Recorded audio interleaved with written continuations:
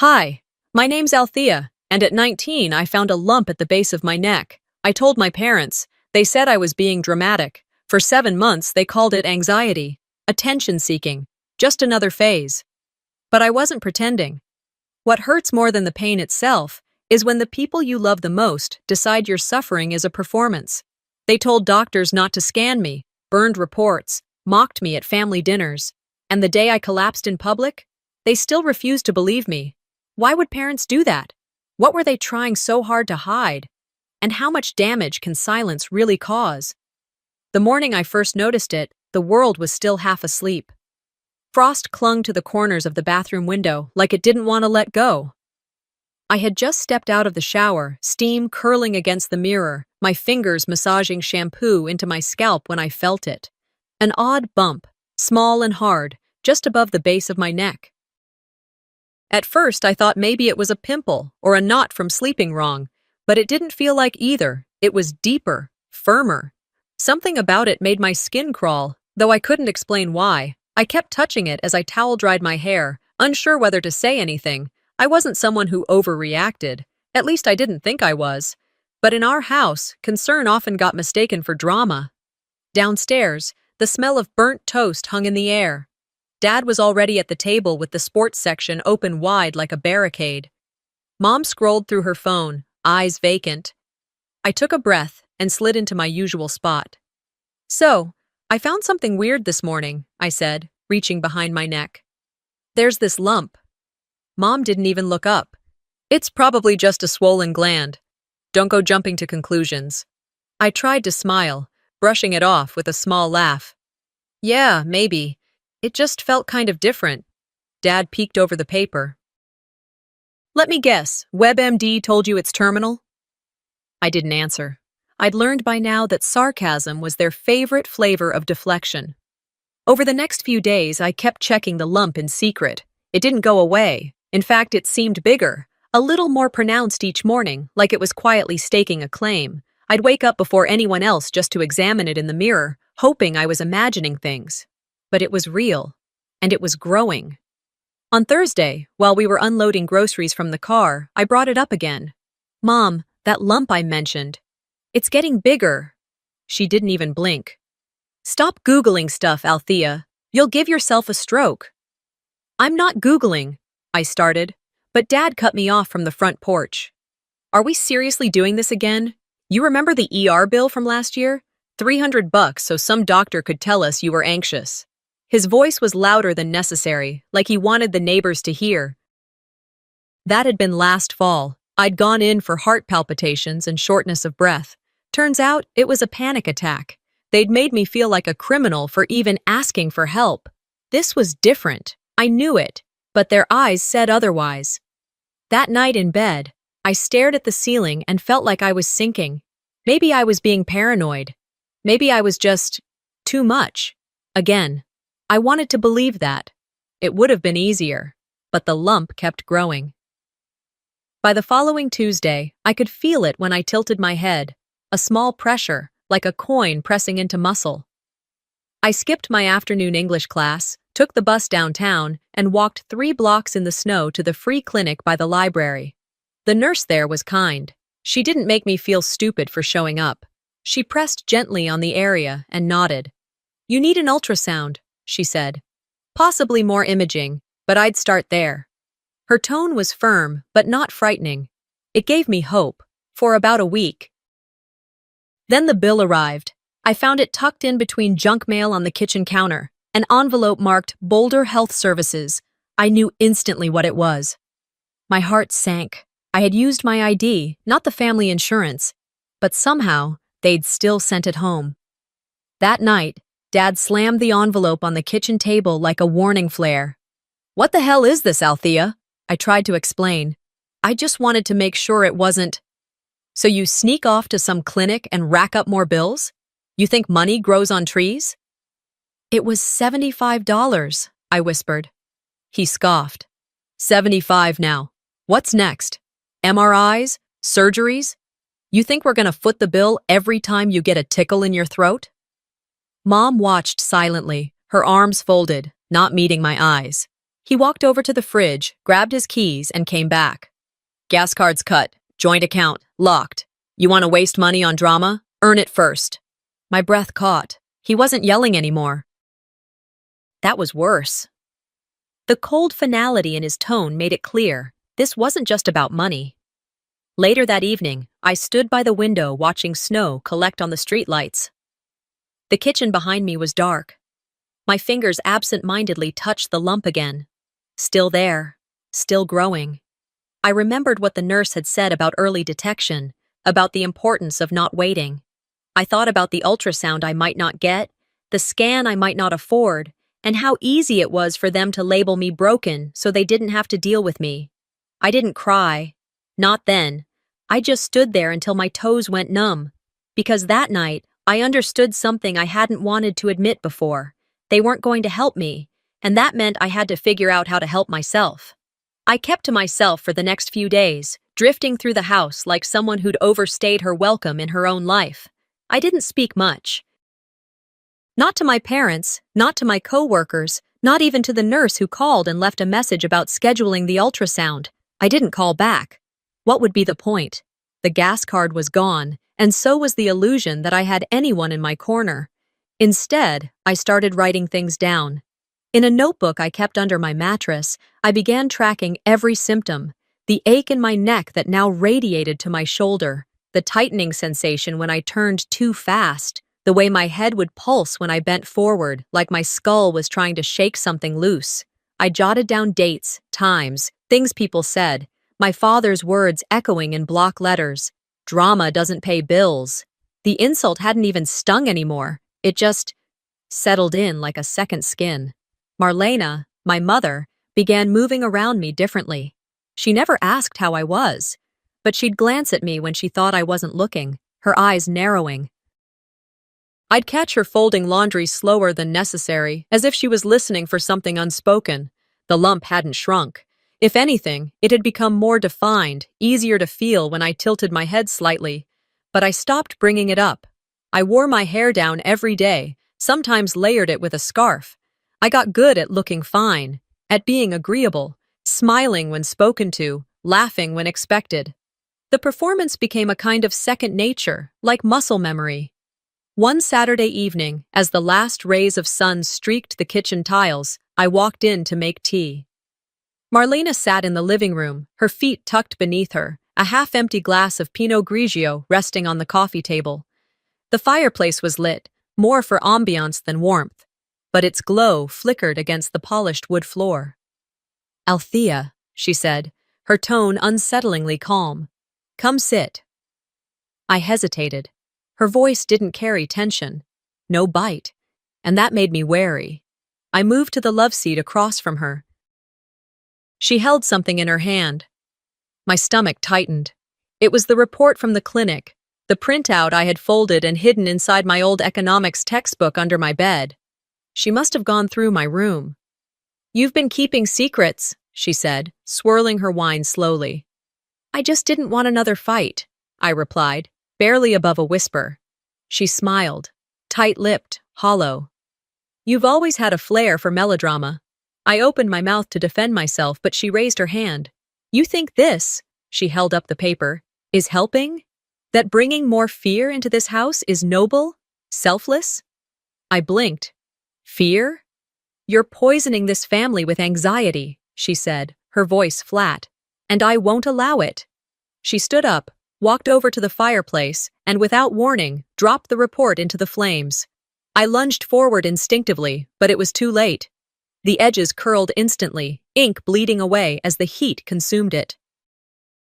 A corner floated briefly before disintegrating completely. "You don't get to control this house with your paranoia," she said calmly, brushing invisible lint from her sweater. "One more stunt like this, and I'll consider it a cry for help, of the psychiatric kind." She didn't wait for a response, just turned and walked down the hall, her wineglass still in hand, like she hadn't just destroyed the only documentation I had. I didn't sleep much that night.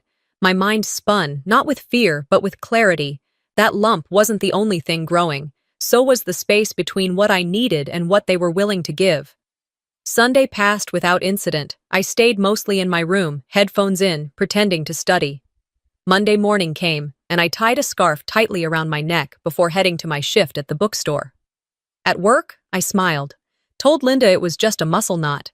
Told coworkers I'd slept weird. Told myself I could hold it together until I figured out what came next. I didn't bring it up again at home. At dinner, I asked about the weather, commented on the lasagna, laughed when Dad told a story from his office. I played the part, and no one noticed the difference because I'd been rehearsing for this role all my life. But in private, I wrote, every night, I opened that same notebook, now stashed behind a panel in my closet, and added to the growing list. January 24th, sharp pain when turning left. January 27th, numbness in right fingertips. January 30th, Marlena burned the report. Witnessed, no apology, no acknowledgement. I scanned receipts, taped in the appointment slip from the clinic, still crumpled but legible. Even the voicemail, I'd saved it. The nurse's gentle voice saying, "We really recommend you come in for imaging soon." One night, while rereading the list, I paused on a single sentence and rewrote it over and over until the ink bled through the page. Next time they look me in the eye, I want them to see the ashes. By midweek, the tension in the house had settled into a strange, rehearsed silence. I went through motions like a ghost, quiet, measured, calculated. The ache in my neck pulsed with a steady rhythm, a reminder that something inside me was changing, whether anyone wanted to admit it or not. That Thursday morning, just as I was pulling my coat over my shoulders to head to work, Marlena stepped into the doorway of the kitchen, holding a garment bag with 2 fingers like it might stain her blouse. "Try this on after work. Your grandfather's dinner is Saturday. You'll need to look put together." I paused, my hand on the door. "Is this mandatory?" Her tone sharpened. "He's turning 80. We'll be taking photos. I expect you to smile." "I'm not sure I'm feeling up to it," I replied cautiously. She didn't raise her voice. She didn't need to. "Then act like you are." I didn't argue. I just left. Saturday arrived fast, cloaked in fresh snow and a kind of cold that seeped under your skin no matter how many layers you wore. The house buzzed with preparation. Marlena had the kitchen radio on, tuned to old jazz, humming along while slicing lemons for water glasses like we were hosting royalty.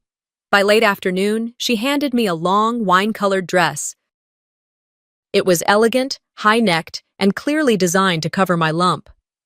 "Hair down, no bun," she instructed, not looking up from the eyeliner she was applying in the hallway mirror. "And wear a scarf, not one of those knitted monstrosities, the silk one." In the bathroom mirror, I looked at myself and barely recognized the reflection. The fabric clung to me in all the ways I didn't want. My hair hung over my shoulders like a curtain. The silk scarf, carefully draped, completed the illusion. From the outside, I was fine, but my skin itched beneath every thread. We arrived at my uncle's house just after 6. The place was warm, loud, and filled with the smell of pot roast and candles. Dozens of family members I hadn't seen in months greeted each other with shrill joy and long, forced hugs. I found a seat at the far end of the dining table. The light from the chandelier above cast a warm glow over the tablecloths, but the nausea had already begun to set in. I pressed a hand to my stomach, hoping no one noticed. "You look thin, sweetie," my Aunt Marlene, yes, another one, commented from across the table. Before I could respond, my mother's voice cut in smoothly. "Althea's just watching her carbs lately." I stared at my plate. My father chuckled from the other end. "We've raised a whole generation of glass flowers. Can't even sit through a dinner without wilting." The room laughed. I didn't. Halfway through the main course, I stood up, mumbling something about needing the restroom. My head was swimming, and every step felt like walking through molasses. I turned the corner toward the hallway, and everything blurred. The next thing I knew, I was gripping the wall, trying to stay upright. "Althea!" My mother's voice hissed. A moment later, she appeared, grabbing my elbow and guiding me into a nearby storage room. The door shut with a click behind us. Her face was tight, controlled. You need to pull it together. I swayed slightly, my breath catching. I'm trying. I don't feel. I don't care, she said. Smile or leave. I will not have you ruin this family's name over one of your episodes. My voice cracked. You care more about appearances than my life. The slap came so fast I didn't register it until my cheek burned. It wasn't loud, just precise. My ears rang. She straightened her scarf, adjusted the bracelet on her wrist. Wipe your face, fix your lipstick, and get back to your seat, or leave now and don't come back. I left. I didn't say goodbye. Didn't wait for a ride. I walked the 2 miles home in thin heels and a dress that clung to my ribs like a secret. The wind bit at my legs, but the cold was easier to bear than sitting through another moment pretending I was someone I wasn't. 2 days passed before I could speak more than a sentence at a time. I stayed in my room, headphones on, letting Billie Holiday hum me back into something resembling calm. Tuesday morning, just after I dragged the trash cans to the curb, I noticed a piece of paper sticking out from the side of the mailbox. It wasn't folded like junk mail, and it didn't have a stamp, just my name, in shaky cursive. I looked around, no one in sight. Snow lined the edges of the sidewalk like a frame. I pulled the letter out carefully, unfolding it slowly. I saw what happened at the party, it began. I used to be a nurse. That lump's not normal. If you need help, knock on the green door across from yours. House 24. There was no name, just the house number. My hands trembled, not from cold, but from something sharper. The feeling that someone saw me, really saw me. I stood there for a long time, the letter warm in my pocket, my heartbeat louder than the wind. I kept the note tucked inside a sock drawer, wedged between thick wool and an old birthday card from my aunt. I didn't look at it every day, but I knew it was there, like a candle I hadn't lit yet. I wasn't ready, not yet. The week trudged on. Work hours blurred, and the lump throbbed with a dull, steady rhythm. I wore scarves daily, even indoors, claiming the cold bothered me. It was easier than explaining the truth, easier than facing the conversations I knew would go nowhere. Mid-February had brought a relentless chill to Boulder, and Saturday came coated in a soft layer of snow that shimmered in the morning light. I arrived early to the bookstore, keys jingling in gloved fingers as I unlocked the front entrance. The world felt still, like it was holding its breath. I stocked the cafe fridge, wiped down the front counter, then moved to the fiction section to reshelve returns. Around 10, light flurries began to fall outside the storefront windows, dancing between passing cars and bundled-up pedestrians. By 11, the headache returned. Not a sharp one, more like pressure, building steadily behind my left eye. I blinked a few times, hoping it would fade. It didn't. I reached up to adjust my scarf and felt a jolt of pain shoot down my neck. My knees locked. I steadied myself against the bookcase, gripping the shelf until my knuckles turned white. Althea? Linda's voice floated from the register. I'm okay, I called back. Just need a sec. But I wasn't okay. My balance faltered. The floor beneath me seemed to tilt, and before I could speak again, the light overhead fractured into 1,000 spinning dots. I reached for something, anything, but my hand met air. Then everything dropped out from under me. The next thing I registered was cold. Not just cold, biting, wet cold seeping into my coat, my dress, my skin. I was outside. How had I gotten outside? There were voices, footsteps crunching on snow, someone shouting, "Call 911!" Another voice closer to my ear. "Ma'am, can you hear me?" I tried to speak, but my mouth didn't respond. I wasn't alone. For the first time in months, people were moving for me, not away from me, not against me, but toward me. A woman's hand found mine, warm and sure. "You're gonna be okay. Stay with me." The wail of the ambulance siren arrived like a lifeline, faint at first, then closer. The sky above me blurred, grayed, twisted, and then I was gone again. When I came to, fluorescent lights blinked overhead, and antiseptic filled my nose. I was lying on a hospital gurney, partially propped up, wires tracing from my arm to a monitor nearby. I tried to turn my head, but pain surged instantly. The lump was hotter than ever. A soft beep brought my gaze back to the side, just as a nurse entered, clipboard in hand. But it wasn't just her. My parents were there. My mother stood near the foot of the bed, arms crossed, lips pursed in that familiar expression of disappointment. My father stood near the window, speaking to a man in scrubs. "She has a history," Marlena was saying. "Emotional exaggeration. It's happened before." I opened my mouth, but my throat was too dry to speak. The nurse looked uncertain. "She collapsed in public. There's record of a prior clinic note recommending imaging." My father stepped in. "We'd like to delay further testing. She's had anxiety episodes in the past. We don't want her exposed to unnecessary scans without a second opinion." "I didn't faint," I whispered, barely audible. But no one turned. No one looked. Protocol held. I was listed for observation, fluids, and basic blood work. Imaging was withheld. They discharged me 3 hours later with a diagnosis of fatigue and dehydration. No scans, no answers. Back home, Marlena closed the car door with one firm motion.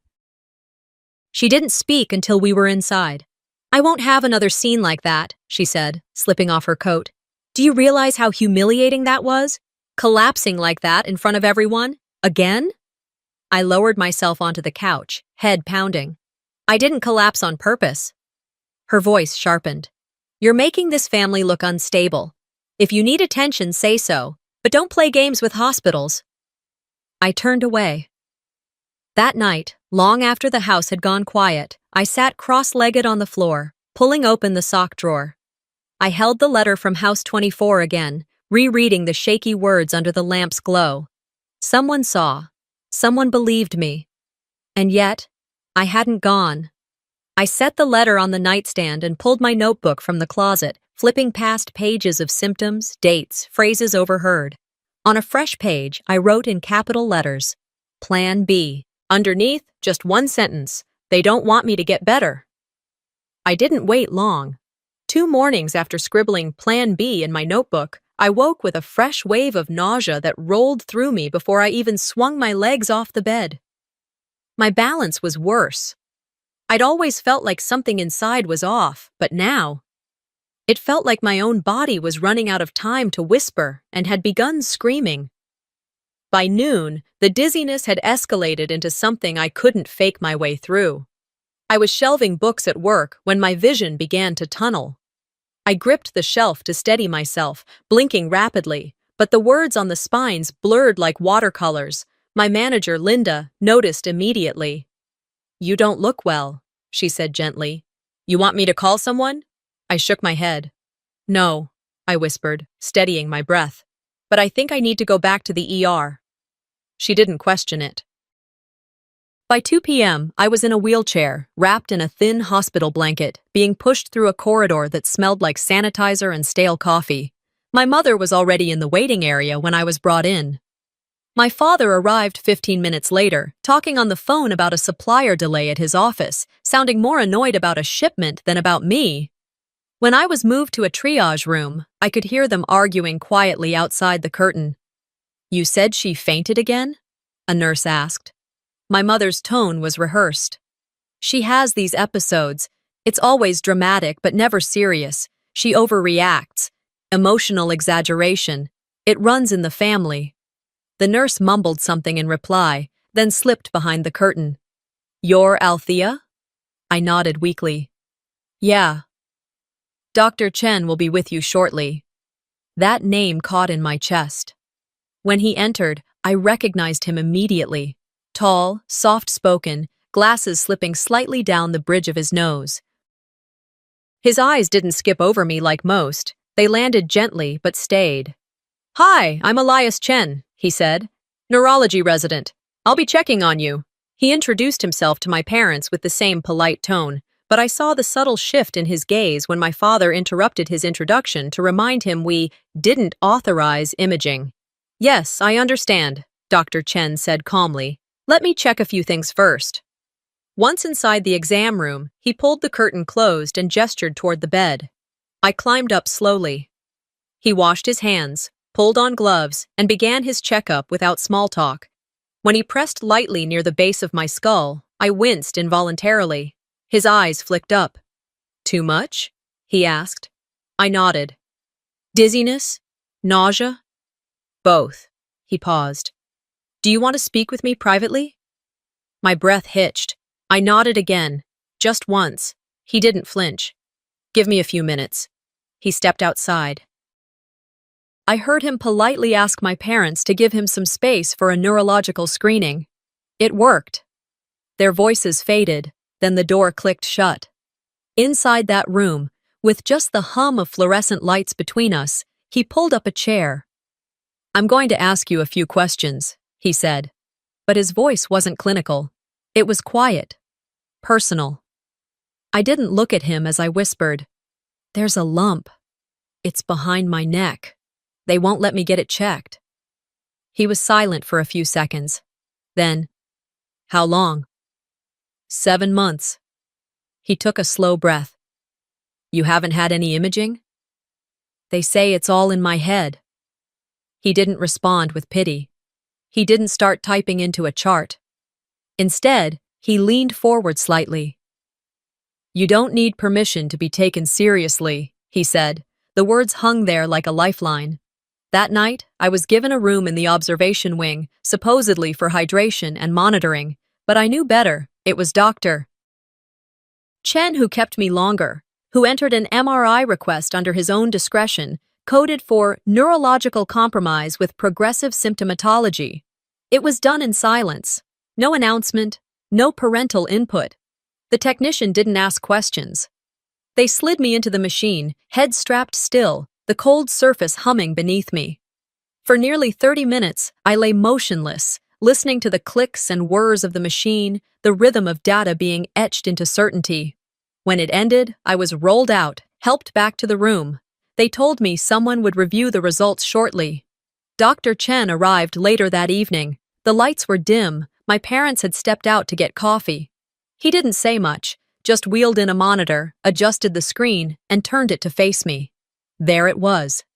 Even before he spoke, I saw it. A dark mass, unmistakable, growing like a shadow against the pale outline of my brainstem. He pointed gently to the edge. This is the lump you mentioned. I stared at it, heart racing. It's compressing your lower brain structures. That's why you're dizzy. Why you fainted. Why you're in pain. My throat tightened. You weren't faking anything, he said. And now we act. Tears slid silently down my cheeks, but I wasn't crying out of fear. I was crying because finally, there was proof. I looked at him and smiled, voice hoarse but clear. Then, let's begin. It was a Thursday morning when the message came in. I was seated at my desk in the study nook, legs tucked under me, one hand absently turning the pages of a neurology journal Dr. Chen had flagged for my review.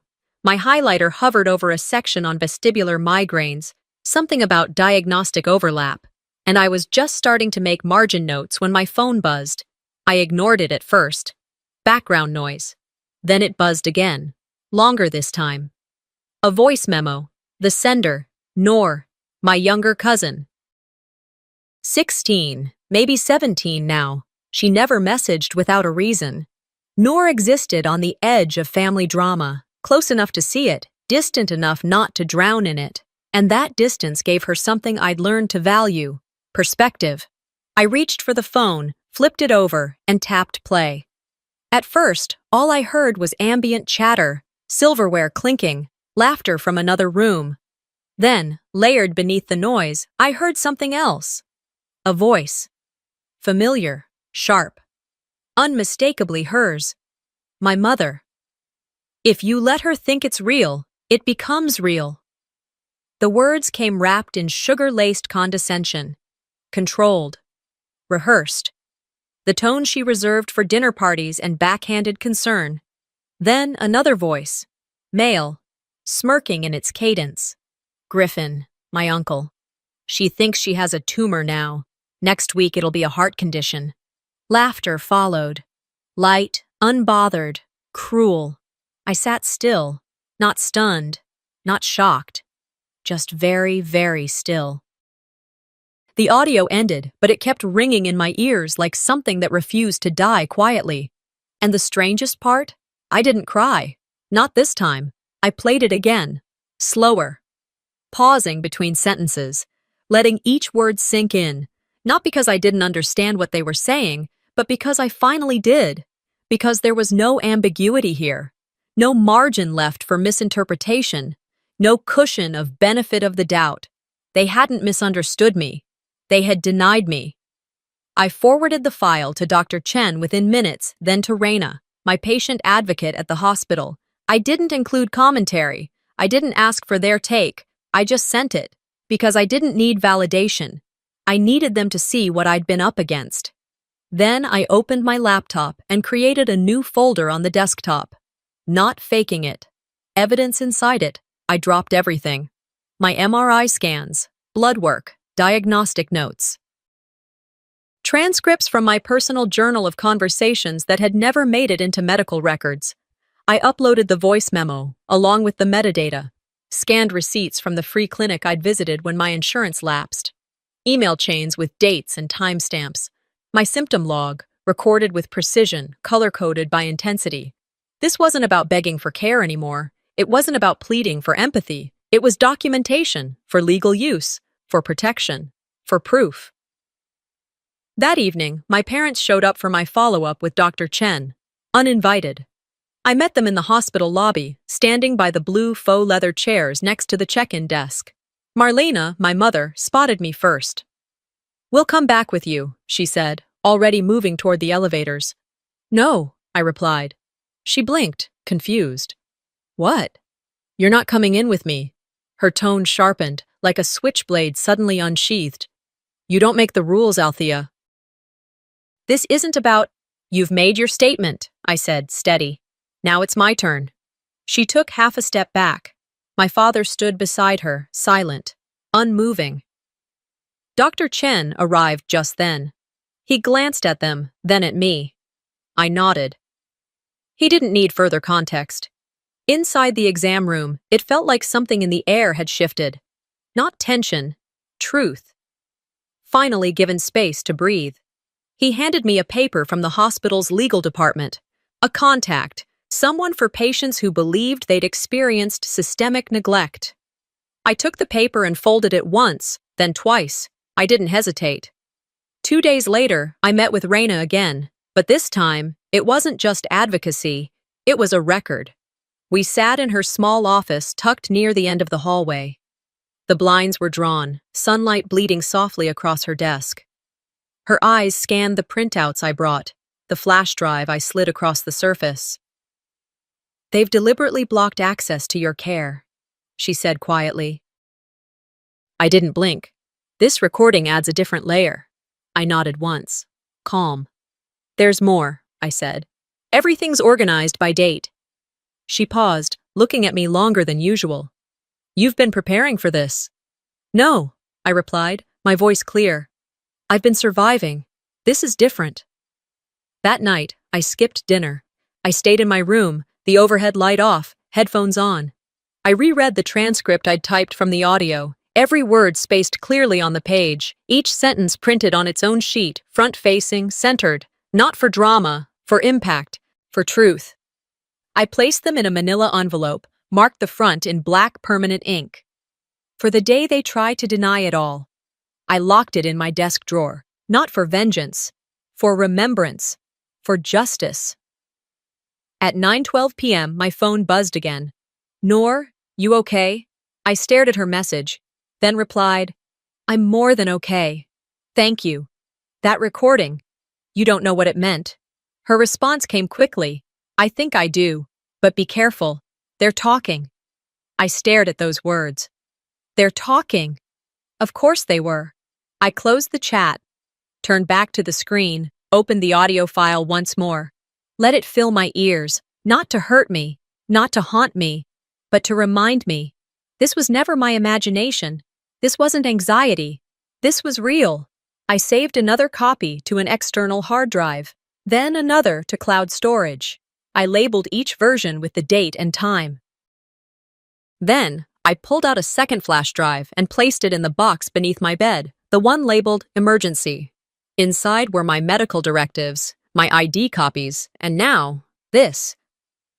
I sat on the floor for a while, not doing anything, just breathing. Then I whispered aloud, not for drama, not for echo, but for clarity. Now they don't get to speak for me anymore. And I meant it. For the first time, I didn't need to defend my voice, I just needed to use it, and I would. Deliberately, irrefutably, unapologetically, one page, one file, one truth at a time. The backlash didn't take long to land. It rarely does when silence is your family's favorite currency, and someone like Noor dares to break it. It was Sunday afternoon when she called. I'd just finished folding laundry, watching steam curl from the mug beside me, when her name lit up on my phone. I answered quickly, but didn't expect the sound that greeted me, raw sobbing, half-choked. "They cornered me at brunch," she whispered between shaky breaths. "Your mom and Griffin, they said I doctored the recording." I sat up straighter. "They what?" "They said I manipulated the file, that I was spreading poison through the family, and my dad, he's furious. He said I embarrassed us." My chest tightened. "Noor, you didn't do anything wrong." She took a breath, trying to steady herself. "They want me to apologize, publicly. Say it was a mistake, that I misunderstood what was said." "What did you tell them?" A pause. Then, stronger. I told them, "You're not protecting a family. You're protecting lies." I closed my eyes for a moment, overwhelmed by a surge of both pride and sorrow. She was barely 16, and she was standing taller than adults who should have known better. "I'm so sorry," I said. "Don't be. I knew what I was doing." Her voice steadied further, like her fear had turned to clarity mid-call. "But you need to be careful. They're talking about getting ahead of this, trying to control the narrative. That's how they put it." Of course they were. After we hung up, I sat in silence, listening to the hum of the dryer. The same machine that had spun my shirts for years now sounded like a war drum in a quiet house. Noor didn't deserve to be the one taking hits for truth. But her courage pushed something deeper into focus. The time for quiet was over. 2 days later, just as the afternoon sun dipped behind the bookstore's awning, I stepped out from my shift to find Nurse Raina waiting by the bench near the bus stop. She wasn't in scrubs today, just jeans, a windbreaker, her hair pulled back into a loose braid. I approached cautiously. "Is something wrong?" She smiled, soft but serious. "No, but I have something for you." She reached into her tote and handed me a manila envelope. "I shouldn't do this," she said lowly, glancing around. "But I want you to have it, in case they try to make you doubt yourself again." I took it, hands steady. Inside was the full MRI report, signed, stamped, dated. The radiologist's notes were underlined. Mass consistent with prolonged growth pattern, likely compressing cranial nerve structures. Early intervention would have mitigated neurological compromise. At the bottom, in small handwriting, was a note from Dr. Chen. Documented history of delayed care. Patient presented clear symptoms. I looked up at her, throat tight. "Thank you. You deserve better than gaslight and paperwork walls." She left after that, just a quiet nod and a hand on my arm. But the envelope in my hand weighed more than anything else I carried home that night. I didn't open it again. I didn't need to. I knew what it meant. That Thursday, I met with a civil attorney, Ms. Hannah Richter, mid-40s, soft-spoken, sharp-eyed. Her office smelled like lemon-scented folders and cautious optimism. We went through everything, the scans, the dates, the recordings, my timeline, Noor's memo, the MRI copy. She flipped through it with a practiced grace. Then she looked at me. "This isn't just delayed care. This is obstruction. This qualifies under medical neglect." I nodded. "I know. Do you want to pursue it formally?" I paused for just a second. "Yes." Later that night, I ate dinner at the same table as always. Marlena passed the salt. My father commented on the March weather, how unpredictable it was lately. They didn't ask about my health, didn't mention Noor, pretended the foundation wasn't crumbling beneath them. I played along. I smiled, nodded, asked about the weekend, but something had shifted. The way I sat taller, the way I looked them in the eye, the way I no longer flinched when silence filled the room. I wasn't afraid of it anymore, because now I understood its shape. Silence wasn't neutral, it was complicit. When they retreated to their nightly routine, television, wine, scrolling on separate devices, I returned to my room. I opened my laptop, double-checked every file, uploaded the final draft of the complaint. My hands didn't shake. I hovered over the submit button for only a breath. Then I clicked. The screen refreshed. Confirmation. Filed. Documented. Official. I closed the lid, leaned back in my chair, and whispered to the quiet. You thought silence was protection. Let's see how it defends you now. The following Tuesday morning, I was folding receipts from my latest appointment into my planner when the television caught my eye. The volume was low, barely above the hum of the heater. But the words running across the screen landed harder than any shout. Up next on Heart of the Family, a courageous couple helping their daughter overcome health anxiety with tough love. I froze, fingers still gripping a receipt. The teaser clip rolled. There they were. Marlena, camera ready in her signature lavender blouse, smiled tightly as she sat beside Griffin, whose voice carried that same casual superiority I remembered from every uncomfortable holiday dinner. I'm not saying parenting's easy, he chuckled, but sometimes love means saying, enough. You can't let fear rule a household. Then Marlena, with a faux gentle nod, we helped our daughter overcome medical anxiety through structure, through boundaries, through refusing to validate hysteria. I didn't realize I'd stood up until my chair scraped the floor behind me. My chest felt hollow. The air was suddenly thicker than it had been a moment ago. I turned the volume down completely. I didn't need to hear more. I'd heard enough lies to recognize them in any volume. They weren't content with discrediting me behind closed doors anymore. Now, they were packaging it for broadcast, using my trauma as a family branding opportunity. By mid-afternoon, the clip had made the rounds online.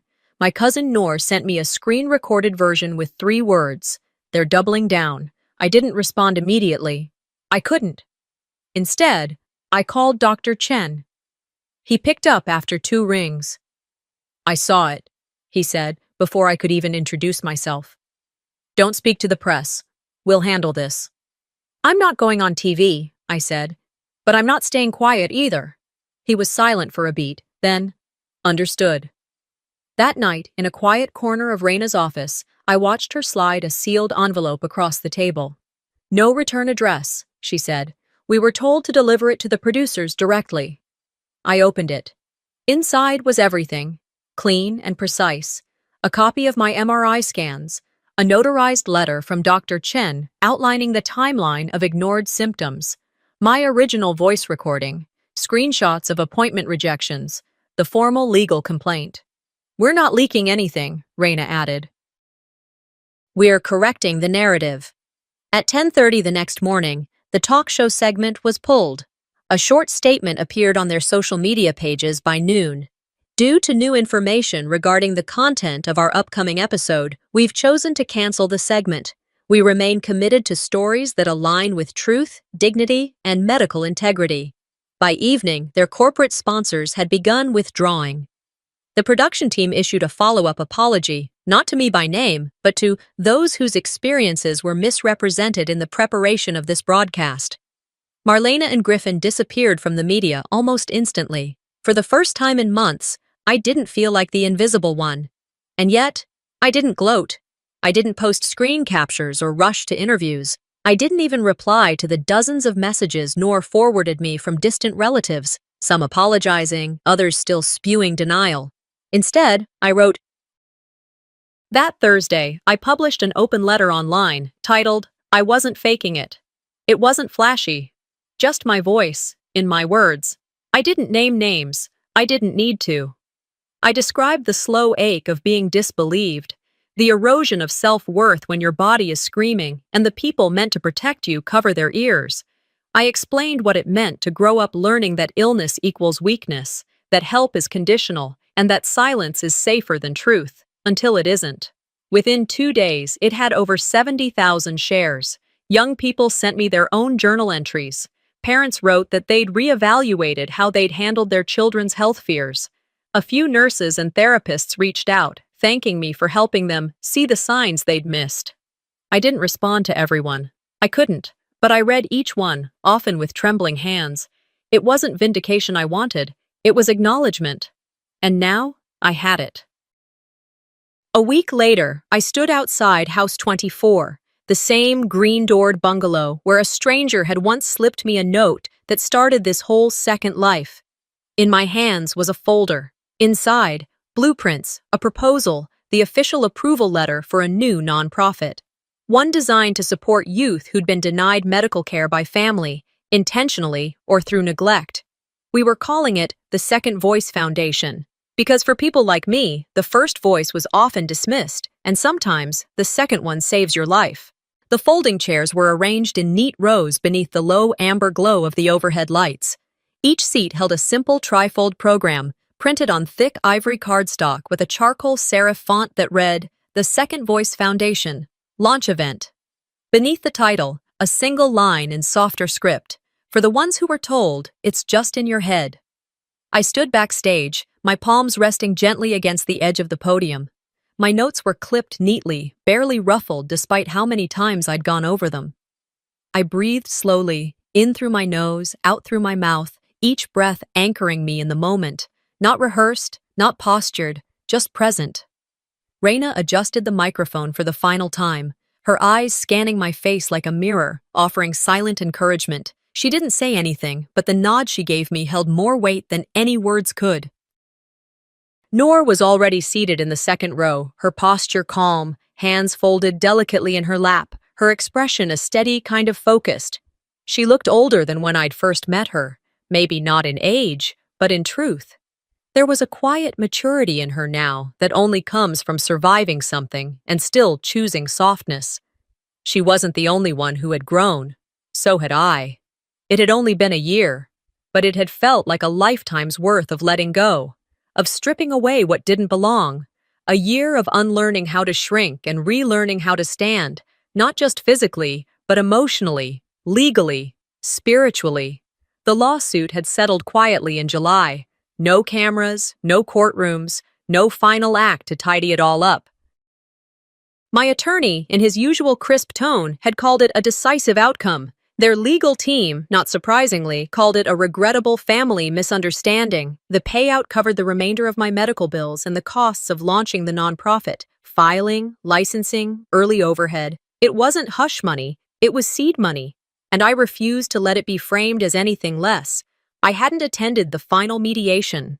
I'd made the choice not to sit through another conversation where the truth was treated like something negotiable. I didn't want to be in another room where the word integrity meant something different depending on who was speaking. There was no apology, not a single call, letter, or message from any of them since the day the segment was pulled from the air. Months ago, their lawyer sent a sterile, single-sentence email. They did what they believed was right. I never responded. Not because I didn't have something to say, but because I knew that saying it would hand them closure they hadn't earned. I had stopped performing grief for people who only showed up to audit it. Now I lived alone in a small, sun-worn studio apartment a few blocks from downtown Boulder. The elevator rarely worked, and the windows didn't close all the way, so the winter breeze came in like a tenant. But it was mine. Quiet, unassuming, safe.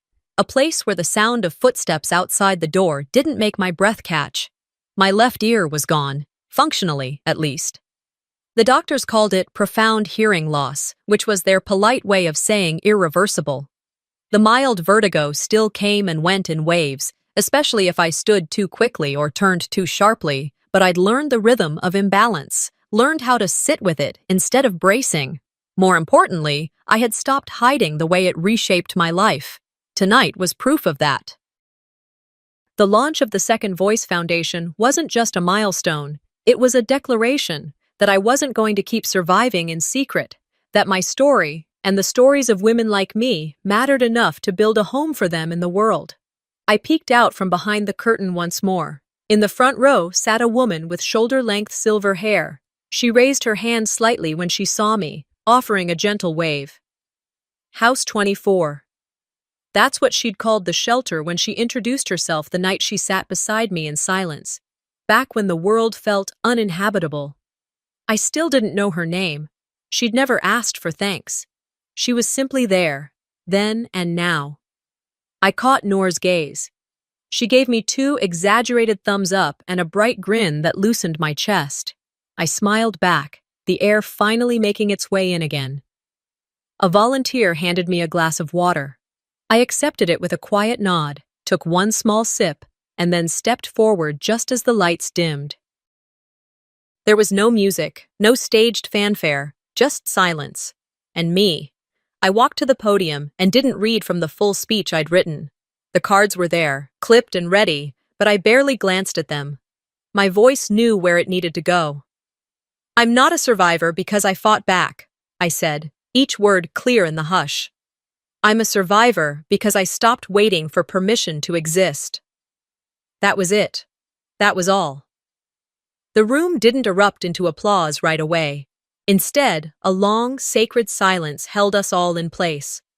And then, gradually, one by one, the room stood.